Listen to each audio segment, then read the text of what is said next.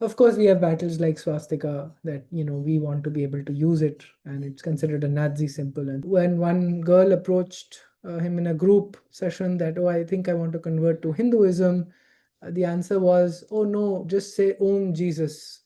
Do your pranayam and say Om Jesus. So these kind of absurdity we actually show. The challenge is that most of the Hindu organizations in the country are actually suffering from this one thing, lack of funds. And there is a lot of humiliation in being able to raise money. So Vaishali and Shruti actually went to their mothers and called them kafirs and said that you should convert, otherwise you will burn in hell. Or we see them as working against the interests of the Hindu community. Now, we can cry all we want, we can beat our chests all we want, but the fact of the matter remains that unless we find ways to pull the right levers and to rein them in, to tame that beast of the Indian state, we are doomed. Namaste. Thank you for joining. My name is Rahul Dewan. I founded the Hindu Fund last year. And so the presentation is about what we are doing. So let me start with first a little background about, why the Hindu Fund came into uh, existence. There are sort of multiple reasons, but I want to focus on one primary reason. And that is, the Hindu Fund is what? Is basically trying to solve for funding problems for Hindu organizations. And this is the reason why this is important. I have not heard of more beautiful words from anybody than Osho on what it means to be a Bharatiya, or what Bharat means actually. I will read it out. Bharat कोई भूखंड नहीं है, न कोई राजनीतिक इकाई, न ऐतिहासिक तथ्यों का कोई टुकड़ा, न धन, न पद, न प्रतिष्ठा की पागल दौड़. भारत एक अभीप्सा है, एक प्यास सत्य को पा लेने की.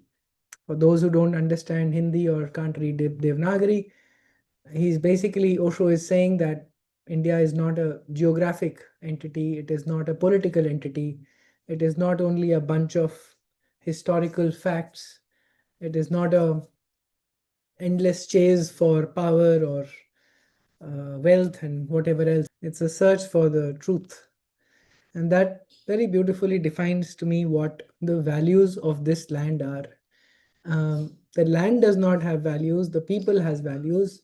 And I guess that the values of the people and the culture that perpetuates is what makes it a sacred geography. Maybe it is a two-way street, that the sacred geography gives it the certain culture. Perhaps some could argue that. But, Pakistan, Bangladesh, perhaps Afghanistan, Kashmir currently, all of these, at least at some point, followed the same values. When they do not follow the same values, they are probably a geographic or a bhukhand, like Osho says, but they're perhaps not really India, right? They do not stand for the values that India stands for. And this obviously comes from Hinduism and percolates to all Indian-born religions. I asked this question, and this is my red pill. If 80% Indians, whenever I hear wonderful secular conversations with lovely friends and family and, my sparring sporting partners, for example, just 2 days back, I was sitting with a few people in my sports club, and they were giving me a lot of wonderful gyan about, secularism and how we must not perpetuate hate and all of this business.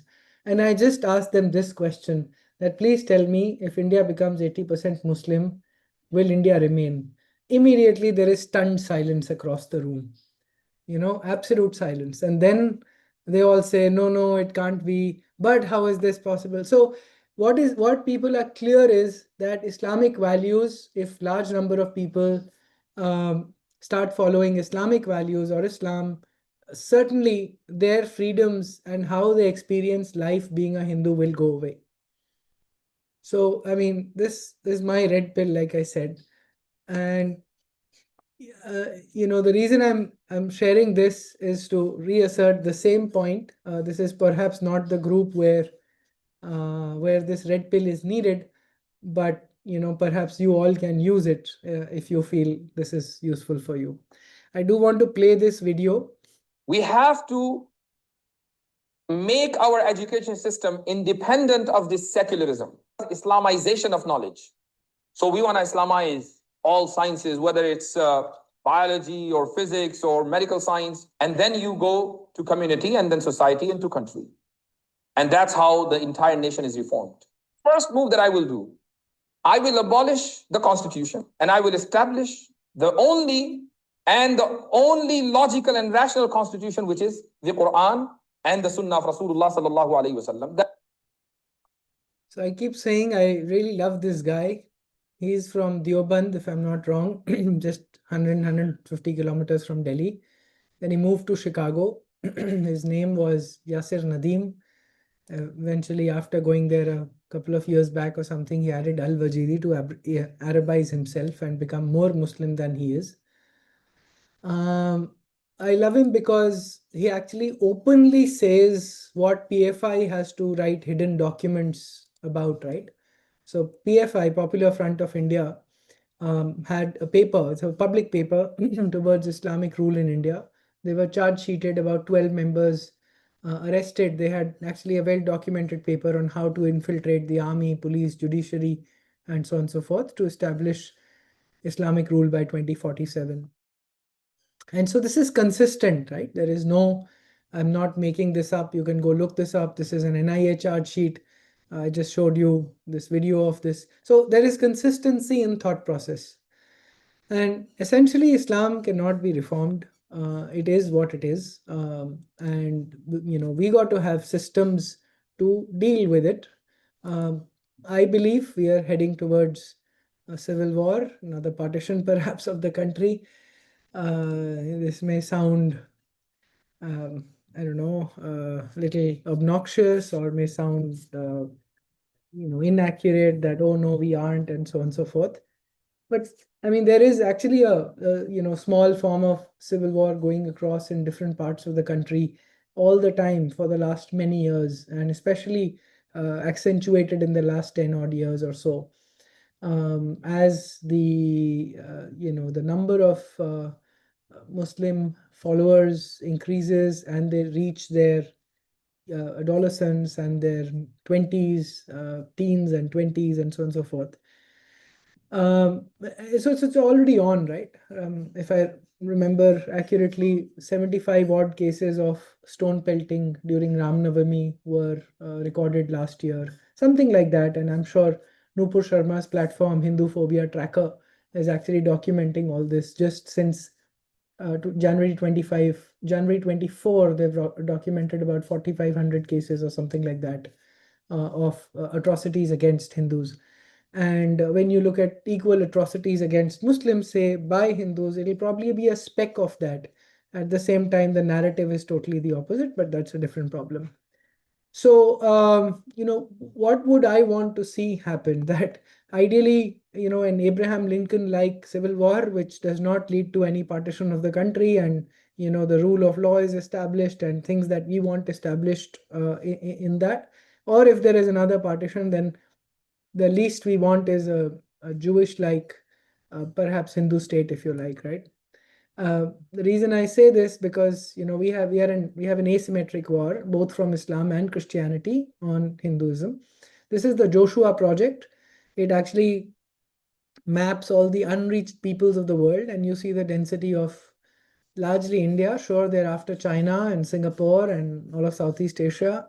Now I just yesterday or today morning or something, I heard that they are now in Brazilian jungles. They've arrived by boat to Christianize the perhaps even legally not allowed to touch tribes of Brazil or something like that. So it just felt obscene that they're even getting there now.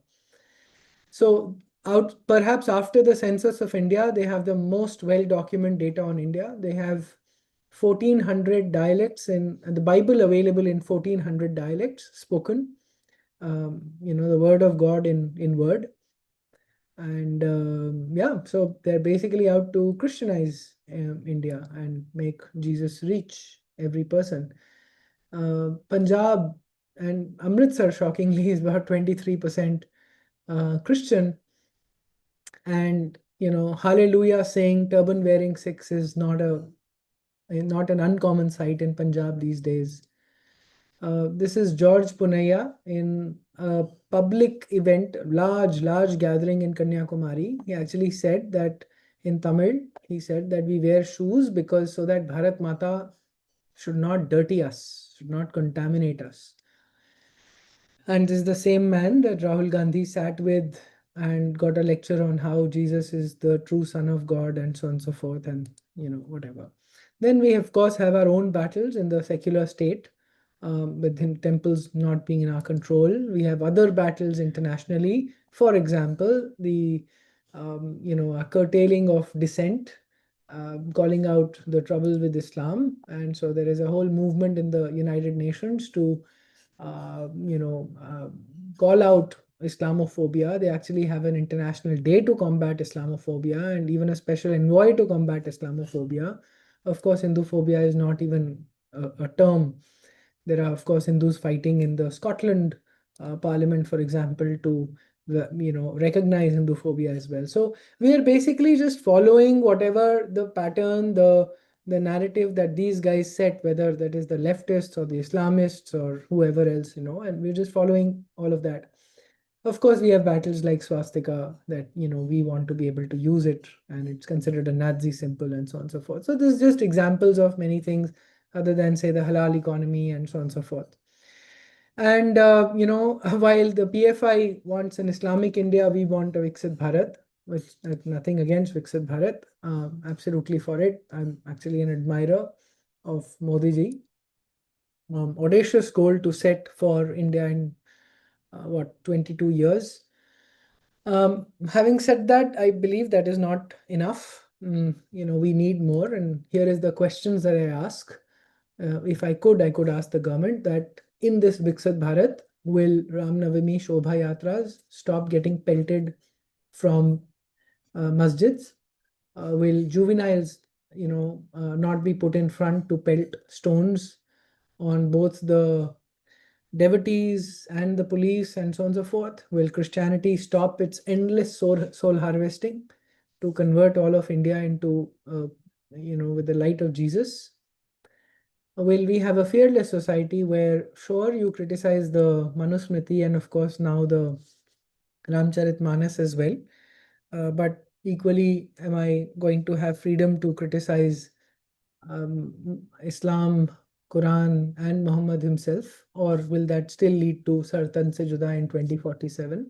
So these are clear questions I want to ask the Indian state. If I had the power to ask, I would.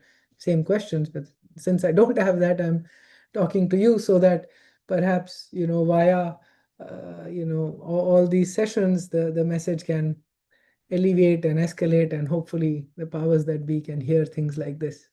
My vision of an India in 2047 ideally would have been a state that protects, preserves, promotes its indigenous religions, traditions, cultures, and values. This not only means imposing Hinduism, whatever that term means. Hinduism is not a monolithic religion, if you like. We are an aggregation, an amalgamation of 1,000 minority religions, if you like. So basically everything that is Indian born is the simplest way of putting it, so that we are clear about what is our value systems and what is value systems which do not belong to this country. And I think that we perhaps should know pretty clearly who others everybody else. It's not we who other anybody. And so we got to be clear about, and that's not a value system we want to have. Just to give a quick, note here, side note, I come from the corporate world, and I'm sure, many of you, most of you are here from the corporate world as well. You will notice that companies are very careful about the culture they build. At least very conscious companies are, about the culture that they build. There are statements made like culture eats strategy for breakfast and so on and so forth. So the general trend or narrative out there in the corporate world is that you've got to build your culture very carefully, which means what values do you live by, how do you address challenges, when you come across very difficult challenges, say COVID and so on and so forth, what culture. For example, some companies didn't fire employees, some companies were very easy to fire everybody. So that sort of defines culture. The values you live by. Will you have uh, diversity in the company? What kind of an organization design will you have? And all sorts of things, right? Will you have diversity of ideas? How do you welcome it? How do you bubble it up? All of this defines culture. Now, it just beats me that while companies want to define their culture very carefully, but countries do not want to do that somehow. So obviously Britain, Europe, nobody is trying to define their culture, according to what they think is the values that they want to have for their countries. But also neither is India. All religions are equal. Everybody is acceptable. I mean, that can't be the benchmark. We got to be able to decide what is that we value. What does Bharat mean? That is why I read Osho's words, right? What does Bharat mean? What does it mean to be a Bharatiya? And that should perhaps emanate from our worldview, and the doctrines must, feed into the institutions and so on and so forth. Right now, it's just hodgepodge at this point in time. What am I focused on? This long lecture, I'm focused on two broad things: making Hinduism missionary, which is another term for being expansionist, and I'll talk a little bit about this, Vistarvadi. Basically, I'm out to create. I'm after. What am I after? Whether I'm going to make a big impact or no, that is not. That is immaterial to this conversation. Or I will die trying, but I will die trying if I don't succeed. Is to create pathways to absorb Muslims and Christians into Hindu Dharma. Right? Shaka, Huns, all of them. We absorbed all of them and actually brought them into our Varna Vyavastha as well. Arya Samaj, ISKCON, Lingayats. There are many, many small organizations all over India who have pathways for so-called untouchables and non-Hindus to get included in their sampradaya, in their religious order, if you like. My belief is that millions of Muslims will return, millions of Christians who are sort of converting will return. Just to give you a small example, and this may not, this is just an indicative example of from 2020. This is Kerala Gazette notifications, which is formal conversions. About 506 conversions. Informal, love jihad, all of that we'll keep aside, right? Reverse love jihad also. So we'll keep all that aside. But about out of 506, about roughly half of these people recorded by the government of Kerala came to Hinduism from Christianity and from Islam. This is just indicative, right? People voluntarily are coming. There is hardly any organizations in Kerala or anywhere who are actually proselytizing or trying to propagate Hinduism and so on and so forth. Mostly we are only talking to the choir. All the sannyasis, all the kathavachaks, everybody across the country only talk to the Hindus to, tell them, make them better Hindu if you like, and whatever. A little bit perhaps like the Tablighi Jamaat, if you like. I mean, I think we do a bad job at that also. But that's what we're doing. We're not talking to the non-Hindus. So this is just indicative that people do want to convert. Okay, let's look at BAPS in Abu Dhabi. I mean, they made, even sheikhs do Aarti. Organizations like Art of Living, Isha, are actually being, I'd heard once or seen some pictures of Art of Living when Sri Sri Ravi Shankar landed in one city in Argentina. The roads were blocked for a few kilometers. Things like that happened. But what we do not do is, we sort of keep them on the fringes somehow. We don't go the full hog and actually have the self-confidence for formal conversion. And certainly we do not have it for propagation. We say that, no, you please do yoga.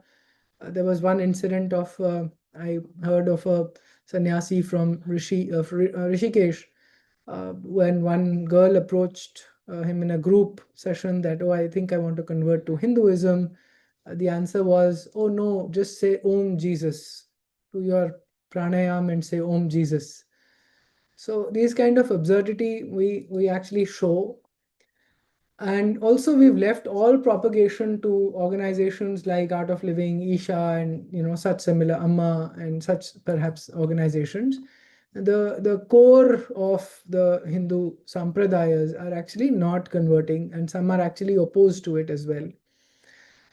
And like I said, they're all largely singing to the choir. And by the way, when I say Hindu, I do include Jain and Sikh. So it's a larger Hindu. It includes the tribal religions of central India or northeast and wherever. What we haven't done is that the vacuum created by the decline of Christianity in Europe, we've left it vacant. So as if, oh, all those people are, while we will only say um, uh, dharm, praniyon mein sadbhavna ho, everybody, may everybody be blessed and so on and so forth. But somehow we do not want to bring the blessings of our ideas of Vedant to them, for instance, right? Or the worship or the engagement of our devatas. We're not trying to bring it to them, and I do not know why we would not want to do that. It's as if you're born outside Hinduism, now suffer. In some lifetime you be born Hindu and then we'll take care of you. I'm not sure that is good strategy, at least from where we are. So we need systems to bring people formally and legally into the Hindu fold. One organization that I'm working with right now is actually focusing on uh, pushing their pre-Islamic identities. They're working with Muslims in Kashi and trying to say that let's work on your pre-Islamic identities. So Muslims have begun writing Dube or whatever else surnames where they know that what was their jati before they had converted. A lot of them keep Vanchavalis, by the way. We need to be able to set up ghar-wapsi helplines. So we are not converting by coercion, but people should be able to call and say, look, I'm done with so and so religion and I want to return. What is my way? Can you help me? We must be able to address that. This is not hard. This is fully legal. This is constitutional. The right to propagate religion was not only offered to Islam and Christianity, but to all religions. So everybody can propagate. Unfortunately, none of the Indian-born religions are propagating their philosophies and religion, if you like. The VHP recently set up a Love Jihad helpline, I think somewhere in UP, if I'm not wrong, in Kashi itself or somewhere. This is or was it Uttarakhand maybe? This is to help Hindus, girls specifically, who are falling into the trap of love jihad. So this is my challenge, how long will we keep being defensive? Every time another problem is thrown on us, and then we have solutions to battle that. We keep battling one battle to another and another. So when do we win? How does India look when we win? And so that is one part of the work that I'm trying to do, and the other is to raise the 1,000 crore Hindu fund, which is why you're sort of here. It's an audacious goal I set for myself a couple of years ago, formed the organization last year, and I'm trying. I'm nowhere, not even, well, some donations from outside have come, which have been consumed. So, we've got donations of about 1.5 crore, 2 crores, couple of crores overall, but they've been consumed. So the corpus is still nowhere really. The challenge is that most of the Hindu organizations in the country are actually suffering from this one thing, lack of funds. And there is a lot of humiliation in being able to raise money. People ask questions on propriety, they ask for board seats, question professionalism, including mine has been questioned multiple times. So there's a lot of indignity, humiliation in doing that. So I basically want to solve for it. And the way I want to solve for it is, making liberal grants, not ask too many questions, write checks first. So, the way I operate, whether it is good or bad, I've got some flack for it. I have hour and a half, 2 hour conversations, and I write a check. I don't think, I'm also greedy. I also worry whether somebody will use this money and go do other things, misuse it or whatever. But I try and not let my mind come into this whole thing and just work on emotion. I think we need to do a lot more of that. This is just an indicative list of some people we worked with for many years. Neeraj Atri has been, we've been sort of funding him in a small way since 2017. He was the first person who started a channel telling Hindus about Islam, talking about Quran, values of Islam, all of that, right? Great personal risk. I must tell you, I mean, you're welcome to call him. He will be open with you. Call him and ask him, Neeraj, how much money do you make out of your YouTube channel every month? Go ahead, ask him. Please do that experiment. I will tell him that I told people to call you. Okay, it's easy to reach him. He's on email. You can leave a voice note. Ask him that. And then just go back and see whether that money is suffice for running a family, 2 kids, ensuring their security and all of that. When somebody is sacrificing, which most of us cannot, when somebody like that is sacrificing so much, then it is our duty to come up and flush them with funds. That आप पैसे की चिंता मत करो, आप बाकी आप जो कर रहे हो वो हमसे बहुत ज्यादा है, बट पैसे की चिंता मत करो. इतना तो बोलना हमें हमारा बनता है ना. And now more and more ex-Muslim channels are spurting up. It is our duty, responsibility to fund all of them. I've been at this for many years now. Mohit Bhardwaj runs a Gurukul. The recommended Shakha of the Rig Veda, I don't understand that too much. I repeat it, like I parrot it really. There's a Shakha for North India, and that is called the Shakyayan Shakha. And there were only 2 living acharyas of that. And Mohit Bhardwaj and one of his friends, they studied under these acharyas in Pune. And he started learning Sanskrit while he was doing his bachelor's in technology, BTech in Pune. Then he worked with HCL for 7 years or something like that, and other jobs before he said that I'm done. I basically want to start a Gurukul. So he's left everything, lives a life of a, like not a monk, but like a very simple life of a Vedic Acharya. And you're welcome to go to his ashram, his Gurukul in Sonipat. Actually, we've offered sometimes, and we'll probably announce on the group sometime. We'll take some groups to Sonipat. So if those of you are from Delhi or who are happy to visit, then please do join in.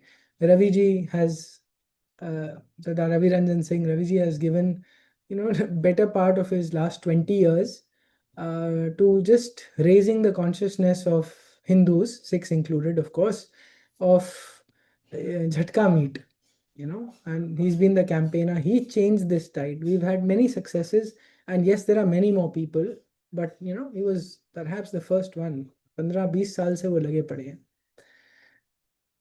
And he was a businessman also, by the way, earlier. This is Harsha Vidya Samajam. If all of you have seen Kerala Story, then these are the girls on whom the Kerala Story was inspired by.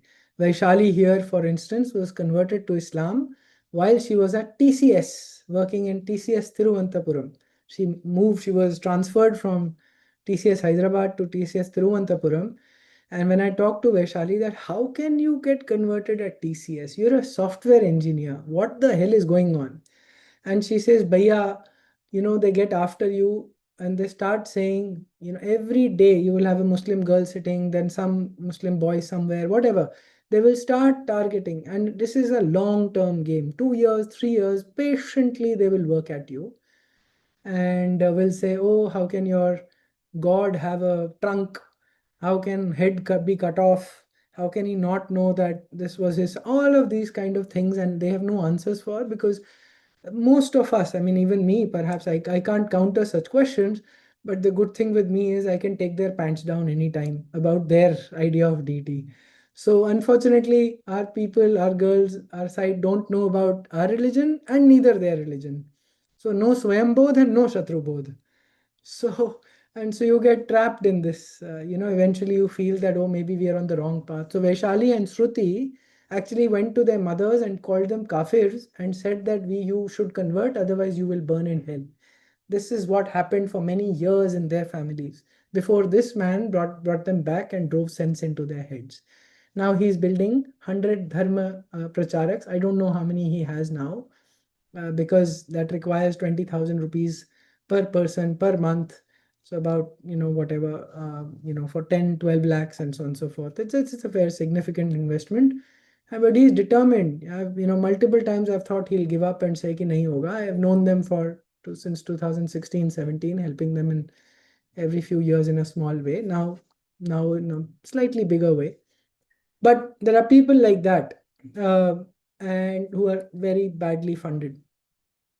So anyways, so this is a lot we've been supporting, and for many years.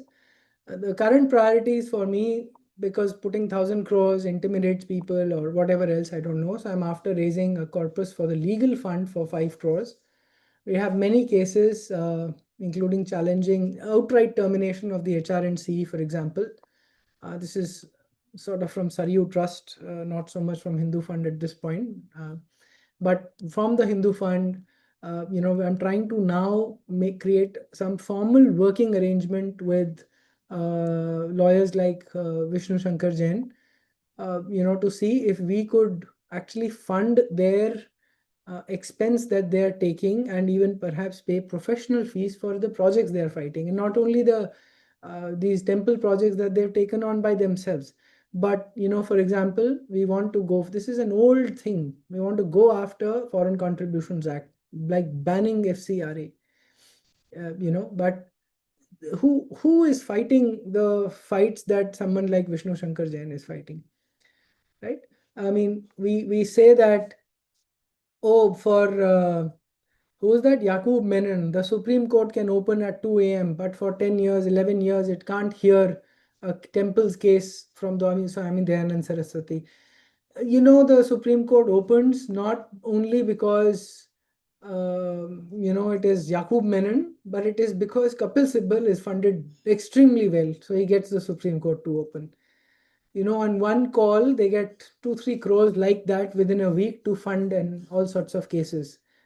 And for us, I mean, just me, right? I'm completing 1 year of fundraising. I don't have not even 1 CR in Corpus.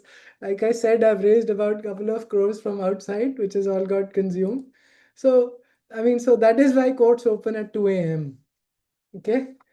And we need to get that, not only crib on social media that they misbehave, that they are all of that, right?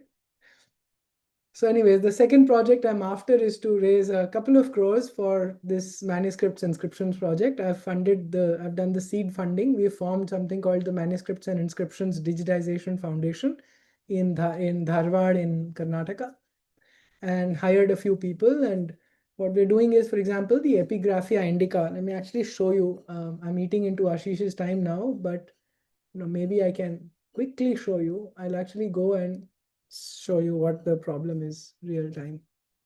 Epigraphia Indica. You see my screen, right? All of you. Okay. So I'm going to open the top 3 results. I'll ignore Wikipedia and go to IGNCA and then even BJP. Let's see what we have. This is published by the British in 1906 or 1909. Let's actually see. Or is it 1929? Yeah, okay, 29. So this book was published, and as it is, after nearly 100 years, this is what we have.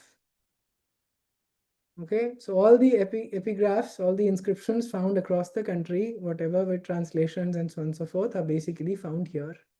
And that's exactly how it is on the IGNCA site, which is the keeper for the National Manuscript Mission. And that's actually how it is on the BJP site itself also. So we do not have a Unicode searchable Epigraphia Indica to date. So the first project this MIDF is taking up is to digitize Unicode, make it searchable, classify, meta tag, all of that.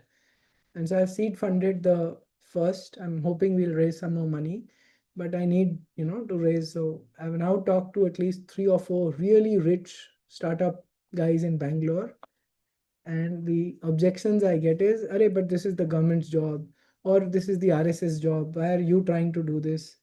So I mean, I don't know how to answer that really, but that's the type of things I'm running into.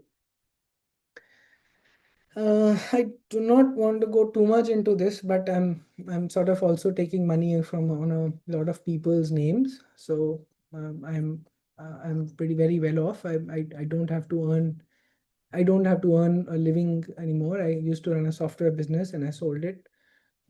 So I run Sangam Talks and I run many other projects which I don't ask money for. I fund them all myself. It's the Hindu fund which requires third party grants, which is where no matter how much I spend, I'll never be able to fund even 1% of what is needed, even if I were to sell myself. So yeah, and that's it really. I mean, we have worked with now over 100 organizations and over 150 grants, and I will escape out of here. Yeah, okay. So sorry, we'll leave you with this message that without artha there is no dharma. We need to get that straight. We keep taking our children on temple visits. I get a lot of rich Hindus I make presentations to who tell me how dharmic they are and how they're taking their children on temple visits all through South India. But when it comes to the causes we support, they sometimes think I'm too radical, or some whatever. I don't know how to. Anyways, this is the Hindu Fund website. All the money we receive, uh, not all the money we receive is declared here, but all the grants we've made is fully declared here. I will shortly start putting all the money we've received. Unfortunately, it's largely me, so I'm little whatever. I'm little feel a little awkward in sharing all of that. But as the grants increase, we'll actually, with permission from people who are making the grants, we'll keep listing of where the money came in. But all the money that went out. So, for example, in this year, in the last 4 or 5 months, this is the amount of money that has gone out, and to which organizations they're all listed here. For example, there is e-Sahitya here. They are digitizing manuscripts, right? And this guy actually is doing Melkote libraries, is now doing Tanjavur, is doing many other universities. Sorry, I'm saying this guy. This is Ashok Dumlurji. Many others. This is Swati Goyal, who's actually doing a lot of work with tribes in Chhattisgarh, Champaran in Bihar, and whatever else, and doing campaigns. And we're supporting her in doing these, finding community leaders to prevent Christian conversions. All sorts of Bharat for this is with Pankaj Saxena, for example, for his travels in Northeast India, so that he's able to do research and documentation. There's a video of his work going to be coming on Sangam Talk soon. So things like that. You are free to call these organizations and find out if they received the money, if this is the money they received, all of that. So we're trying to make it transparent like that. That's it. This is a fundraising organization. Like we said, Anubhav said, we're going to add you to the group and hopefully keep evoking your interest in donating. One more thing we've started with some feedback is that we started doing these campaigns now. This is getting fixed. There's some more things coming here. But now we are actually saying that, okay, support specific project causes rather than worrying about, say, the Corpus or 5 crore or whatever. So soon I will start listing all the legal cases we are going after, say with Vishnu Bhai or with other lawyers, and we'll start listing them out here. And who is the organization requesting the fund, how much has been funded. So it's becoming a little bit like a crowdfunding platform as well. So, this is sort of new with a lot of feedback that people may want to fund specific causes rather than just give for me and some of our core team members to take a call on who to fund. Yeah, so I'm going to pause and hand over to Ashish. Thank you, Rahul. So I'll keep it very relevant to what is happening currently and how our work fits with the challenges that Hindu society faces. and what we can do about it, at least what my understanding of that is.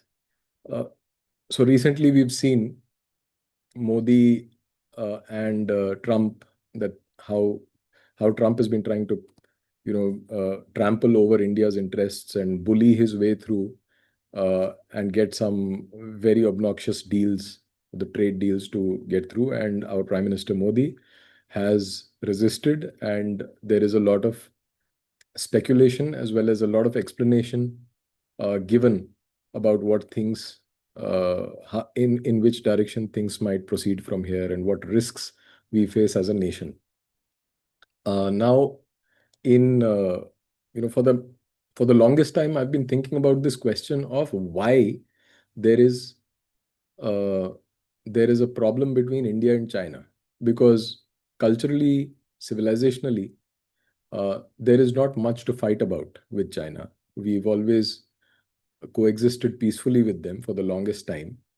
And except for this blip in history, which is the last 75 years, China and India have shared a largely very, very good rapport. In fact, Chinese have actually acknowledged in the past, and several people, not only just their leaders in 20th century, but also not just ambassadors, but also their travelers and historians have also acknowledged the influence of Indian and Hindu civilization on China. So that's a question that has always been on my mind. And now with the recent geopolitical developments, I try to find, I try to dig deeper and find an answer for myself, at least a coherent explanation, if not the exact right answer. So my research led me to this book called China's India War, uh, which is uh, which is really a wonderful book because it documents things from the Indian perspective. It is actually an objective account written by, I think it's an Australian scholar, but he ultimately gives a clean chit to India in the whole 1962 onwards, the kind of conflicts that India and China have been at. And he gives a list of reasons why China behaves the way it does. And those are all very local, very specific reasons for Chinese aggression into India. Uh, but if you look at the meta issue, why China mistrusts the Republic of India, he frames it in a very scholarly academic language, and he says that there are very different cultures.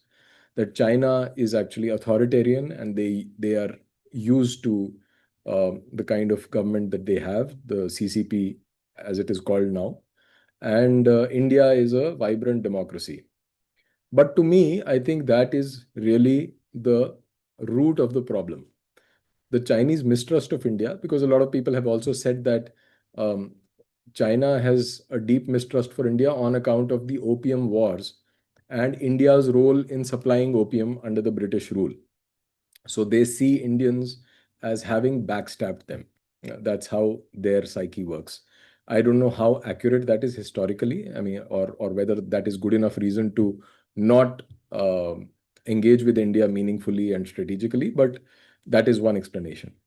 But going beyond that, and I'm no expert in geopolitics, I'm giving that disclaimer very clearly. But to me, it seems very clearly that the reason China does not deal with India the way it is expected of two ancient civilizations, which have been largely on friendly terms, to deal with each other, is because India is a democracy.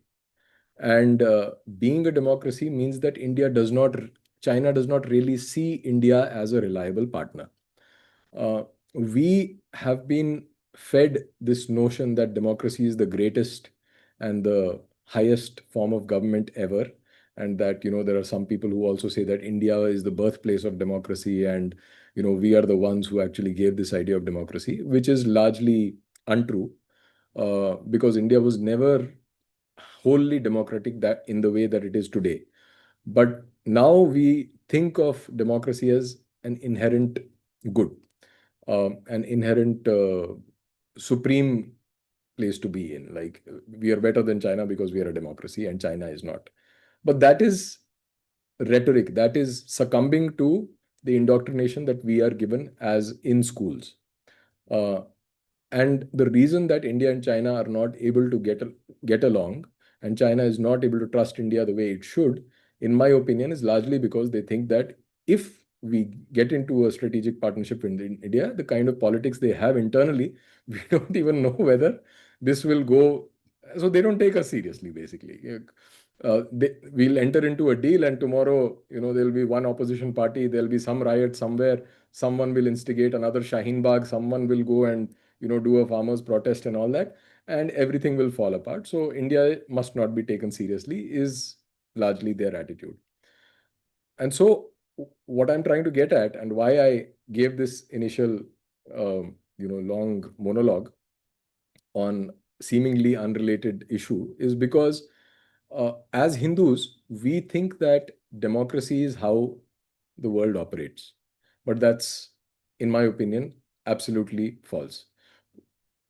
In a democracy, we have 5-year cycles, and these 5-year cycles, governments change and new sets of politicians come in. Sometimes there are coalition governments, and people who come in as leaders, they come in on the plank of saying that they will get things done, that they will change the conditions of for the better. They will create more jobs, they will do better for the economy, they will do this, they will do that, and that is their selling proposition to the voters, and the voters vote for them.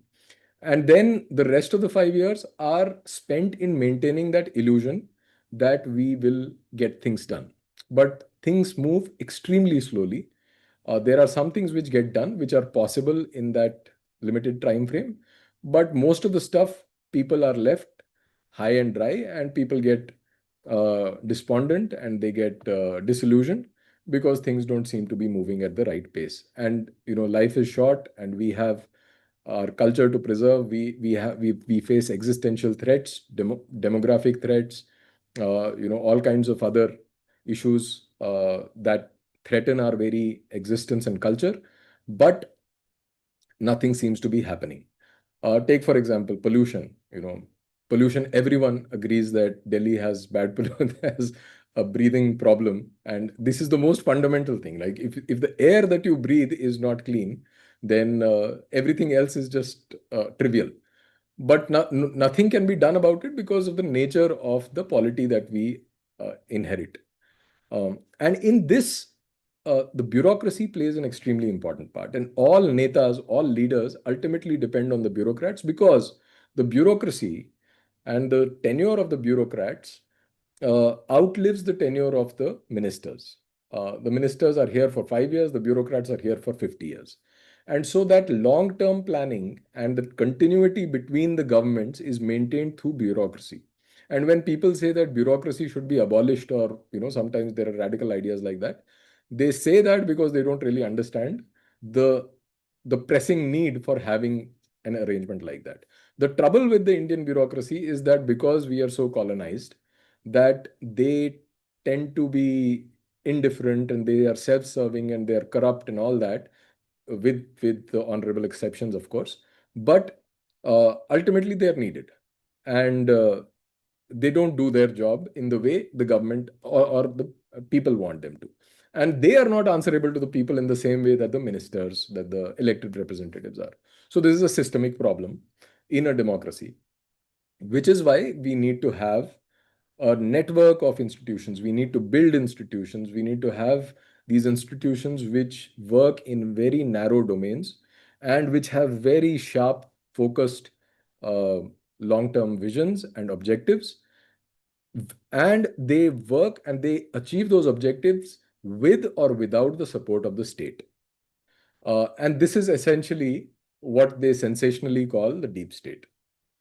Now, for me, what the Hindu Fund stands for is to get people to build institutions of that kind.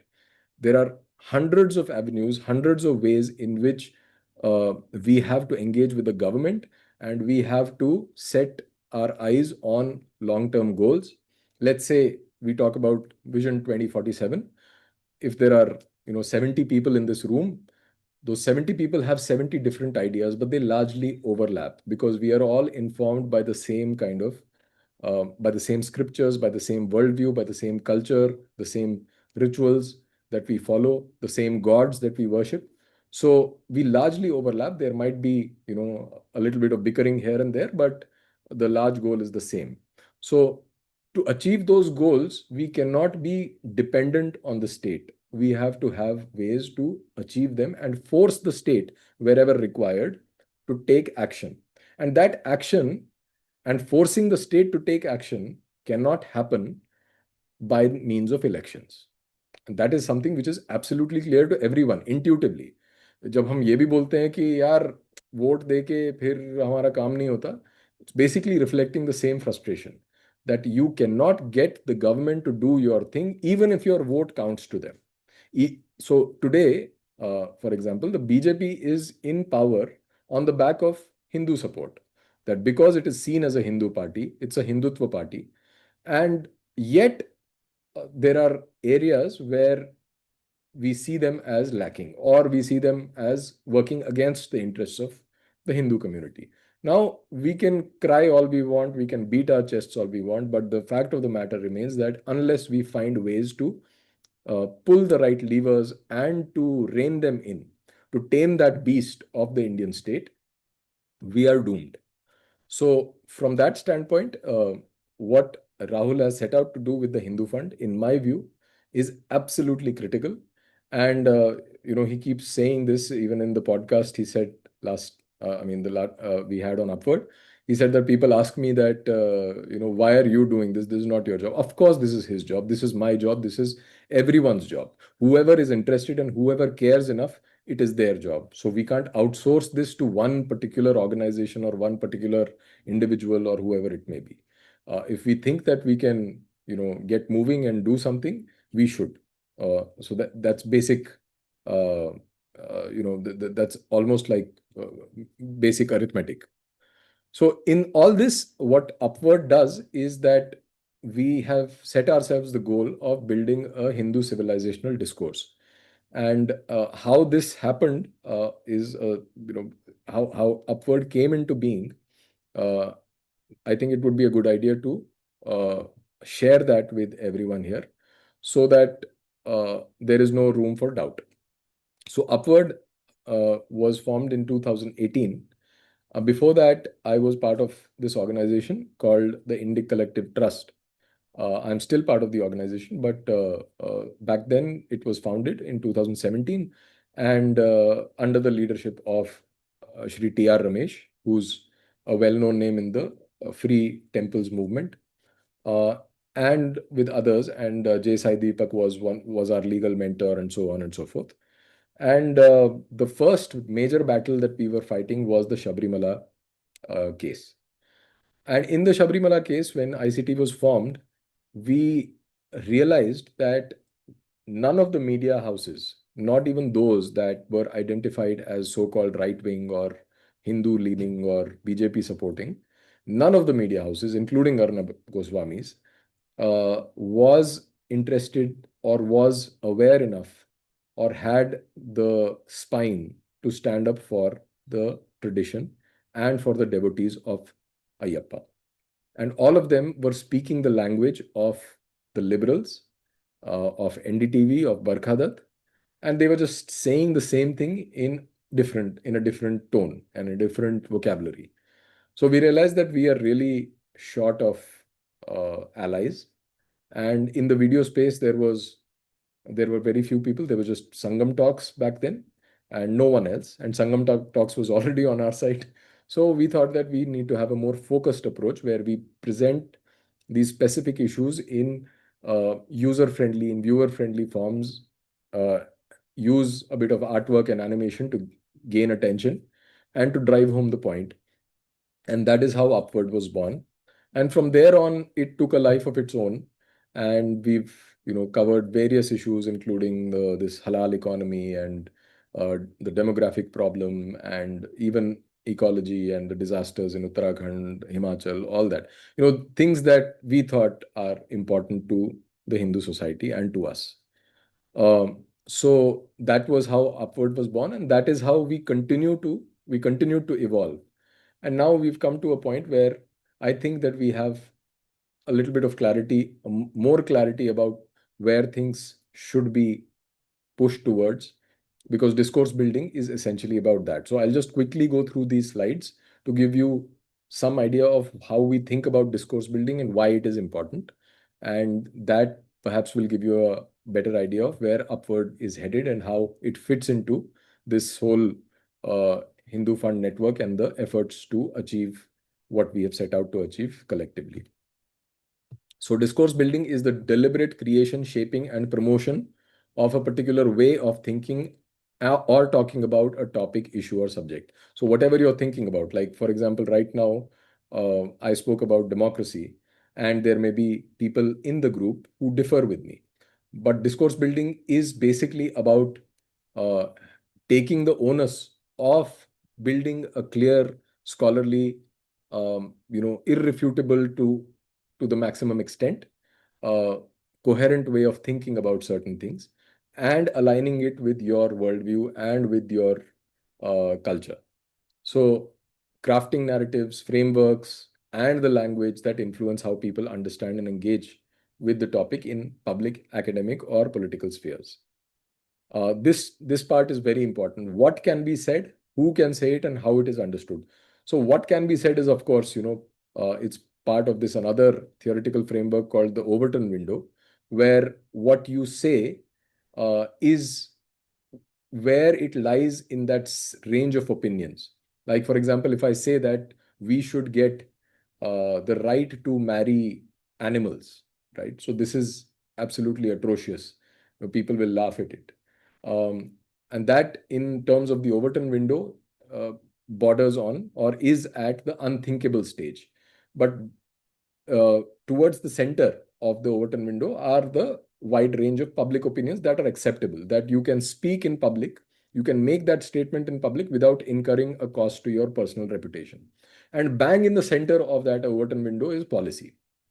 Now, what is interesting about Overton window is that it shifts. So this, like the Samudra Manthan, let's assume that there is the political right and the political left, and there is a Samudra Manthan going on. So Overton window will either shift to the right or the left. It will either shift to higher freedom or towards oppression. It will either shift towards Hinduism or towards Islam. So because this is an analytic way of thinking about it, it is in binaries, and it is essentially a tug of war.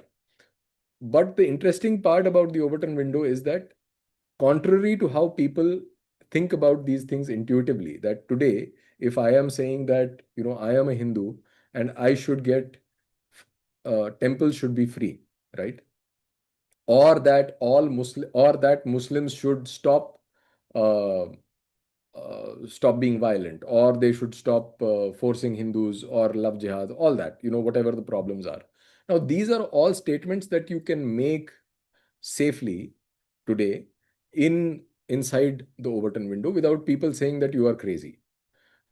But the way to shift the Overton window towards your side politically, if I have to plan for something, if I have a political goal to reach, I cannot hope to shift this Overton window by making incremental changes and by saying that no, let's start criticizing Islam slightly.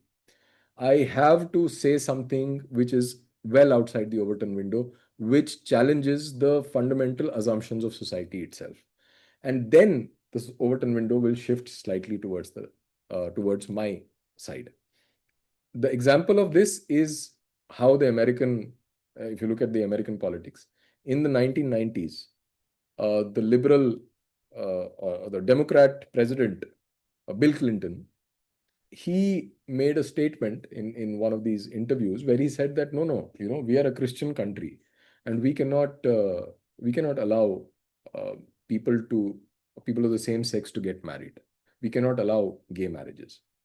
Um, but today, you have a Republican president, and a few years back you had the Pope himself sanctifying marriage between two homosexuals. So this is a shift in the Overton window.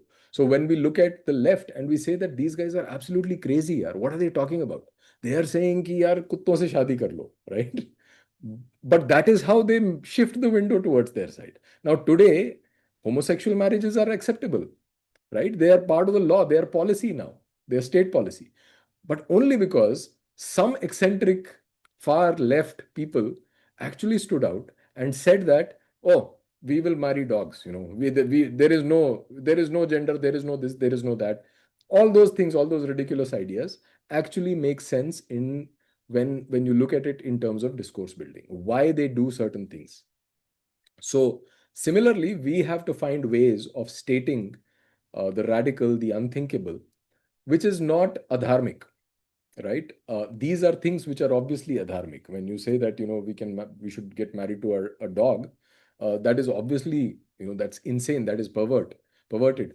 But when you say something which is towards, let's say we say that we need a law which uh, which grants the status of a deity to a river so that there is no river pollution. So right now, even this is radical. But we have to find ways of saying that. And we have to say it in a way that is legally safe. And it may invite ridicule today, but 5 years down the line, it will be, part of the discourse. So that's essentially what we try to do at Upward. And that line that I said, what can be said, who can say it, and how it is understood, is extremely important, because everything only one institution, one organization, and one individual cannot say. You have to find a place for yourself in the spectrum of opinions, and you have to keep repeating yourself. But there has to be an alliance, and there has to be a trickle down, there has to be a percolation of ideas, there has to be a Gangotri, and there has to be the end of the Ganga where it meets the Bay of Bengal. And between this, all shades of this opinion should exist while they are in alignment with each other. So that is what we want to build at Upward. And I will not go into this. Now, this is what this is how we look at it theoretically. That let's say there's these quadrants. That on top you have influence, on the y-axis you have influence, on the x-axis. Sorry, on the y-axis you have whether the discourse is cynical or dharmic, right? And on the x-axis you have influence. So our job at UPH is to get people with low influence but high dharmic quotient onto the right side, which is high influence and high dharmic quotient. And on other things like mainstream media or the political parties IT cell, they deal with the lower quadrants. Now, this is another critical mass theory. I don't want to get into too much theory here. But yeah, so this is an important slide, and I'll finish with this. That when we look at how society is organized, especially in the modern times, actually this is true for all times, but this is more relevant for today, that you have a pyramidal scheme where the bottom of the pyramid is, of course, the masses. The masses are people who are just going about their business, doing what they do, and normative, normies, as they're called in Gen Z lingo.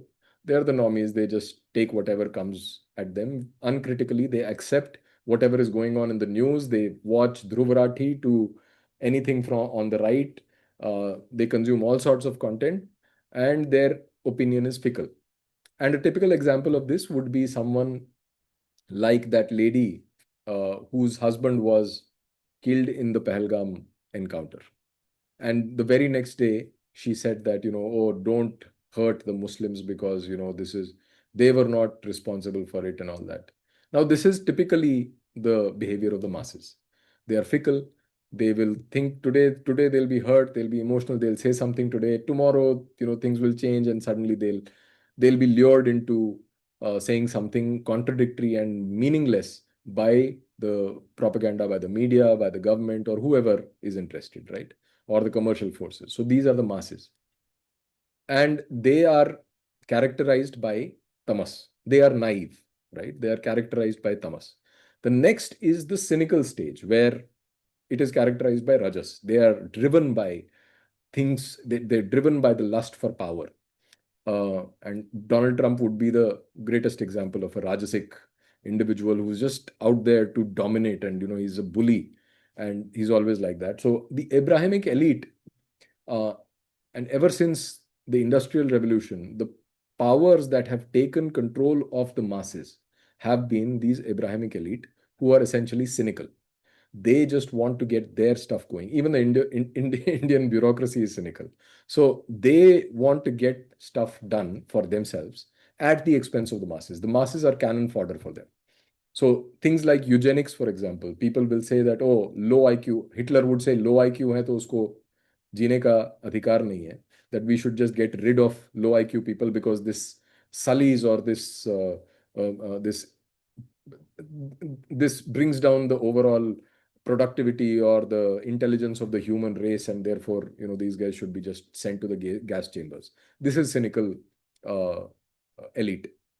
But the dharmic elite from our shastras are the post-cynical.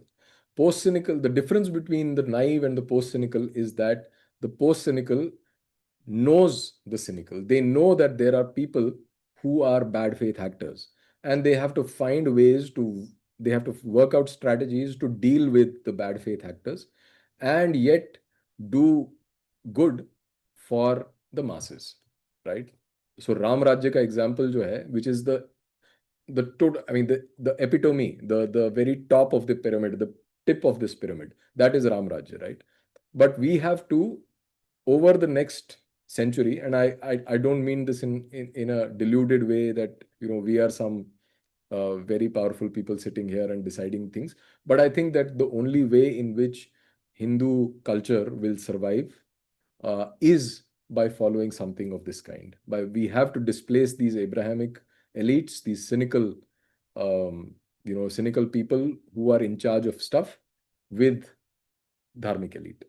And that dharmic elite can only come if all of us take that sankalpa and we beg for our gods to help us with that. It's not going to be easy, but we have to somehow manage it. So that dharmic elite, so our vision at Upword is to supply information and a worldview and a coherent set of principles, a framework, a way of thinking, right? Which helps people to think in this way, so that a dharmic elite slowly emerges. And we can go on and on about what a dharmic elite would be, but I think that for now this suffices. And yeah, I think I can give it a rest now, because otherwise it'll be I can continue going. So we can open it up for question and answers. And yeah, thanks. Thank you, Ashish. Okay, Karan, go ahead. Hi, Rahul and Ashish. I'm Karan. I'm a student. I met Ashish this year, a few months back at Upward's office. I've been following your work, and I would say this has actually changed and, given some support. If someone wants to think, it gives the food which they can consume and go ahead and, start thinking by themselves and go in the scriptures and read them. So I would like, first of all, I just want to say this actually helps in transforming people. And second thing is, you talked about gathering funding. How about raising money from the old money people, like people who have had inherited generational wealth and are still rooted in culture? So, like that would be like families who have had like I said, generational wealth, and the ways to reach out to them are a bit less digital and more ground work is somewhat like required.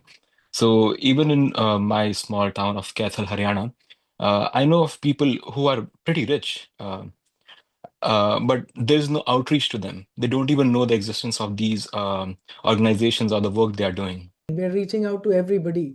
We're reaching out to CSR, to old, rich, wealthy business families. We're reaching out to everybody. Absolutely. Okay, Yeah, and thank you. Karan, also that I mean, the reason that uh, Rahul organizes these sessions is essentially to create ambassadors, such as yourself, Mm. right? So if Okay. you have access to people with money, then it would make complete sense that you understand what is going on with the Hindu Fund, what kind of projects are going on, get as involved as your time and your other commitments allow you. And if you are convinced, then then go ahead and be the ambassador and get people on board. I mean, that's as simple as that. Yeah, and the other answer, Karan, to add on to what Ashish is saying is it's also important to get, even if it's small donations, if they are recurring donations, whatever the amount is, it actually helps, right? Like I said, we have currently about, I've said 2.5, but it's probably more in monthly or annual recurring grants, which are sort of committed, right? People come out to us saying that, okay, for the next 5 years, I need about 20 lakhs a year. So we've done 1 year or 2 years and so on and so forth, and we are committed for the rest of and it goes out in one shot. So any of those small donations actually helps us fill this 2.5 crores or whatever it is, and it is on the rise. So everything works, right? Everything works. So that's why we do this. Also, it needs to become a movement. People need to recognize it. One person from a wealthy business family actually told me, and sort of rightly so, that who the hell are you? Nobody knows you. You have to build your credibility. So this is also a way, personally for me, because I go asking for money to build my credibility. That here is what we're doing. Here is the more these people hear about the fund, that sort of adds to the I don't know, to the noise, or to the good noise, or whatever, right? It helps them take decisions about putting their money here faster. So Thank you so much. Just one last thing, being an ambassador, it really helps to have a pamphlet or informational flyer, which like gives all the points like right up front. I know Hindu Fund has these information points on the website, but something which is like, very handheld helps a lot. Thank you. sure. So yeah, we'll put that up. Feedback taken. Neeraj, let's get our brochure out and put that on the website. Hari Shankar ji, please go ahead. So, hello Rahul Dewan sir. I recently found your video and I was really got inspired and motivated by seeing your Hindu Raja Fund video. So I am really big fan of you. My one question was that could you please add some option like for adding UPI contribution on all your YouTube videos, description and channel bio, so that people who just want to like who got motivated and then at that moment itself they want to send like suppose 1,000 rupees to you, so they can readily click on open UPI and send you the money. Okay, sure. So in the video descriptions, right? I thought we had it, but I'll go back and check. Sure. We have it months means we will make it prominent. We already have it, but we will make it prominent. Sure. Maybe we don't have it in the Hindu Rajya video. We have it in the Hindu Fund video. There are multiple of them. Yes. So we'll Yes. pin it in every video. Okay. Thank you, Hari Shankar ji. And yeah, one more thing, I think of one guy was asking that how he can help.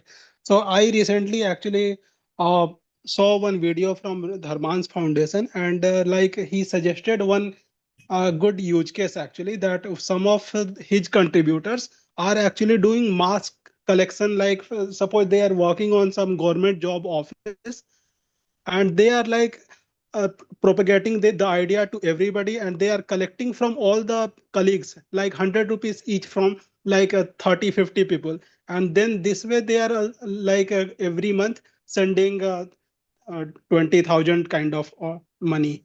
So that way also like all the corporate people they can talk to the colleagues in coffee breaks, their friends, and propagate this idea like this is really much serious topic and everybody shall donate like whatever they can. Yeah. Okay. As far as talking is concerned, is okay, but I mean, I would not want people collecting money on our behalf and trying to give us cash. That is obviously not permitted, or would not be acceptable. So Dharmansh may want to do it. I wouldn't. First, I can't handle cash, and second, I wouldn't want people to collect cash on our name. So yeah, anything you want to organize groups in your company, I'm happy to come and talk. We can do online groups. anything. And the only way we'll receive donations is via Razorpay, UPI, whatever else. Hi, Ashish and Rahul. So my name is Bhavna. I'm from the US. So I came across this because I was looking for organizations that fund Dharmic and Hindu causes, and imagine my surprise when there was basically only one. So first of all, I want to say that I'm really grateful for the work that you guys are doing. Second, because there's limited time, I wanted to ask the best way to find another time to talk. But my focus is on like the Gen Z youth strategy, because I think we need to have positioning and messaging that works for people that are younger and people that are subject to the narratives that are out there, particularly in the US and in India. There's a lot of work that I'm doing, and I've connected with the Hindu American Foundation and some of these other organizations.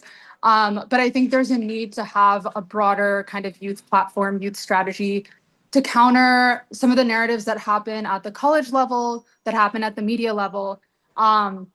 So to that end, there's a couple of projects that we're working on, but I just wanted to ask if you already have work that you're doing that focuses on kind of mobilizing youth and then also having youth native programs that are focused on building this sort of messaging. Yeah, so I think that part of our content is aimed at Gen Z, but that's a limited bandwidth that we have for that. But I do acknowledge that it's very important, and I am open to collaboration. I would request you to write to me at ashish@upward.co, and we can take the conversation forward and see if there is anything that we can collaborate on and work together on. So I Sounds just good. also want to see if Saurabh Gupta, who's here, he's one of our donors. Yeah, I'm here. Saurabh, you wanted to connect with Bhavna, I guess. Yeah, hello, Bhanaji. So thanks for your enthusiasm. I'm part of Kona in New Jersey. I'm part of the New Jersey chapter, and I also am involved with Cyan, which is Kona Youth Action Network. And we're really looking for enthusiastic, young foot soldiers like you. So I can connect with you. Thanks, Rahul. I think at some point down the line, in a couple of months, you should think of organizing a workshop specifically for your people you call ambassadors or fundraisers. I think it needs those who are volunteering for that, like that person, one of the earlier persons who asked the question, Karan or somebody, whoever is interested, I would be interested. Frankly, I would say that whatever you have put out is great, but still not enough to approach people. I mean, you're right. I fully agree with you that we can have workshops where you address people, we get the potential donors there. But I still think there is more work needed to sort of, it's like, training of trainers in the corporate jargon. That we need to have people to understand how exactly to pitch with donors. So that would be highly desirable if it can be thought of. Go ahead, Andy Gupta ji. First, you go ahead. Rakesh ji ने जो बात बोली थी of getting more ambassadors, तो वो काफी valid point है, क्योंकि आप लोग काफी सालों से मेहनत कर रहे हैं, and to get good numbers और figures of donations you need a huge plethora of people on board. तो मैं रिसेंटली एक डॉक्टर चेतन सोलंकी जी से मिला था, जो एनवायरमेंटलिस्ट हैं और गो ग्रीन रिवॉल्यूशन में काम करते हैं. तो उन्होंने एक बहुत छोटा सा स्मार्ट तरीका बनाया था कि to become a speaker on environment you pay a small fee and then will give you some lecture, some form of template where in आप ऑर्गेनाइज तरीके से खुद की बात को रख सकते हैं. जब इस काम को बहुत बड़े पैमाने पर आगे बढ़ाएंगे तो भारत भर में हमको बहुत सारे मोर्चों पे भी काम करना पड़ेगा. सिर्फ एजुकेशन सेंट्रली दिल्ली में बैठ के आप पूरे भारत की बहुत सारी चीजों को मैनेज नहीं कर पाएंगे. कहीं पर फायर फाइटिंग होगी तो उसको नहीं कर पाएंगे. तो जैसे एक लॉयर्स की टीम पैन इंडिया क्रिएट करने की बहुत आवश्यकता पड़ेगी. और जब ये प्लेटफॉर्म रियली एक लाइमलाइट में आएगा तो इसके ऊपर बहुत सारे दुनिया भर में लीगल हमले भी होंगे, और जो लोग आपके साथ काम करेंगे उनको भी एंटेंगल करने की कोशिश की जाएगी. जैसे काफी सारे यूट्यूबर्स के ऊपर पैन इंडिया में केसेस रजिस्टर करके होता है. तो इसके ऊपर कुछ और तरीके से जरूर थॉट दीजिए कैसे इस काम को किया जा सकता है. वो एक बहुत वैलिड पॉइंट है उनका. और काफी सारे लोग जी ऑनलाइन आने के लिए जी हाँ जी मैम, मतलब इस पे जरूर काम करते हैं, थोड़ा फीडबैक टेकन। अभी अभी तो कोई सिस्टम नहीं है हमारा अदर देन लोग जो क्लियरली वॉलंटियर करते हैं। Part of the problem is that we spend a lot of time in a lot of people who come and say I want to volunteer, then you train them, work with them, spend a lot of energy, and then they disappear. So वो momentary जोश रहता है, but it's very very often not sustained, and I'm sure Ashish will may also have had that experience. I've had that experience in Sangam Talks for 10 years. मेरे को बहुत समय हो गया, बहुत ही कम लोग मिलते हैं who have the endurance to do small grunt work for very long periods of time. वो जोश जोश में आते हैं, जोश गायब होता है, फिर गायब हो जाते हैं। तो वो ना बहुत डिफिकल्ट है। उससे अच्छा है कि उतना एफर्ट हायरिंग में लगा दो and build a professional team, raise money enough to sort of hire your own people who are full time into this. मेरा स्पेसिफिक क्वेश्चन राहुल जी आपसे है कि आपने मेंशन किया कि एपिग्राफ्स को लेकर एक प्रोजेक्ट है जिसे आप फंड करते हैं, जिसका डायर स्टेट ऐसा है कि 100 साल से वो उसी स्टेट में है जैसा वो 100 साल पहले था, 1929 में जो स्टेट था उसका।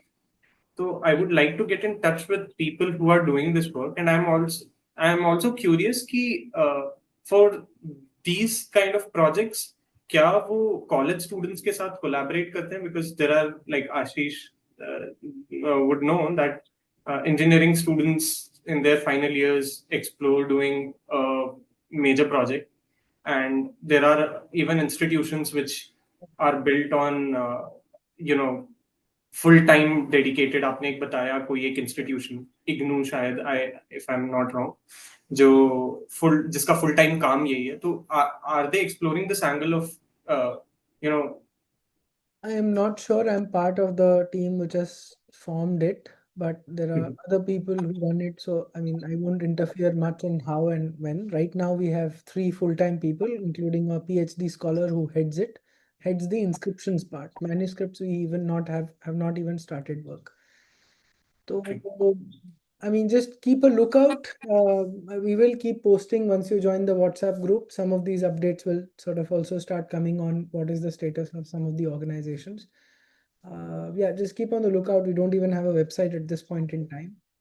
Just have started work. When 1 year we have a goal of getting Epigraphia Indica in Unicode typed out, searchable, meta tagged, all of that, and probably also. So we'll see where that really goes. I mean, all this will be slow work because it's a lot of volunteering work, except Right. physicists, right? So So I will share this with them, and maybe they can figure out what if they have. yeah, so I just wanted to know if there is a formal channel with which students can reach out to them. At this point, no.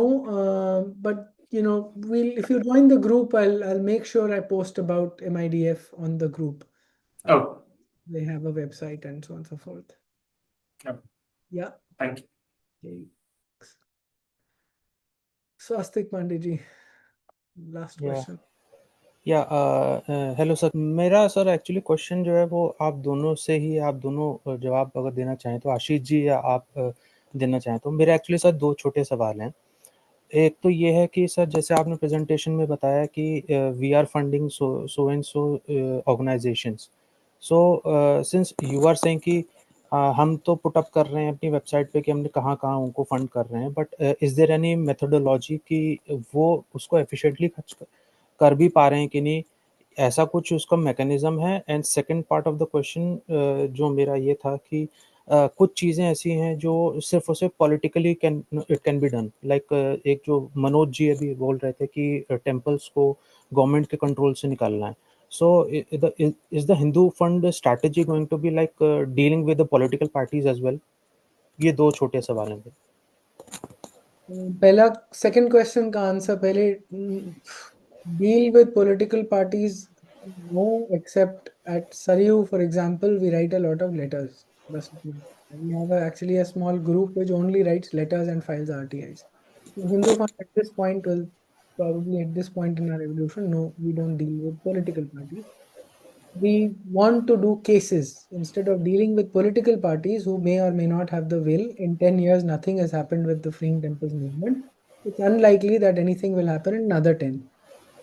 So the way to do this is go via the legal route. Are we funding projects which are fighting the government or fighting in the courts for freeing temples? Absolutely yes. One case has been filed by me under Saryu Trust, and we spent a shitload of money in the last, what, it's been 8-10 months. And we're in the Madras High Court right now, and like I gave a small indication. Actually, a notice has been issued to the Tamil Nadu government on why the HRCE should not be outright terminated, for example. Okay, so this is in some ways a small achievement, right? So Okay. these are long battles. Whether they're spending the, now Yeah. this is also subjective. Yeah. If I get a grant from an XYZ, Sergio gets a grant from, say, the IKS division to make videos. Now, making the best use of it, how expensive my office is, how expensive is the,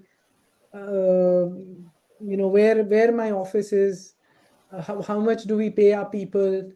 ये honestly मुझे इस सब में नहीं पढ़ना है. जिसकी जो भी स्थिति है, जो लड़ रहा है, Vishnu Shankar Jain will fight cases at a certain cost. Kapil Sibal will fight cases at a certain cost.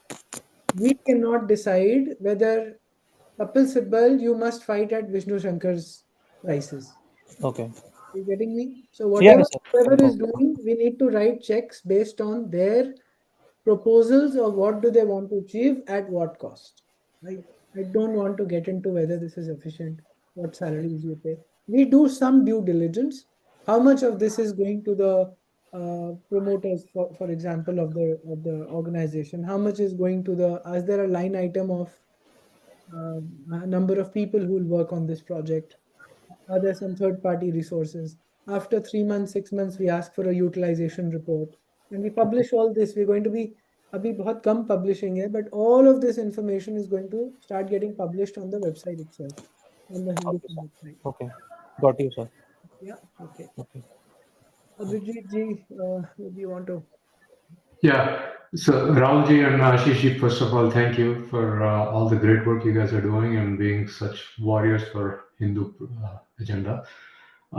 Two-part question. One is obviously on the Hindu Fund page, I didn't see any link for NRI donations. So if there's, we go in the same place, or do I do it through the Sarayu Foundation, which has a separate link? Clarifying question there. Where are you based? US. US. So Hindu Fund in the US currently does not have 501c3. Yeah. EU does.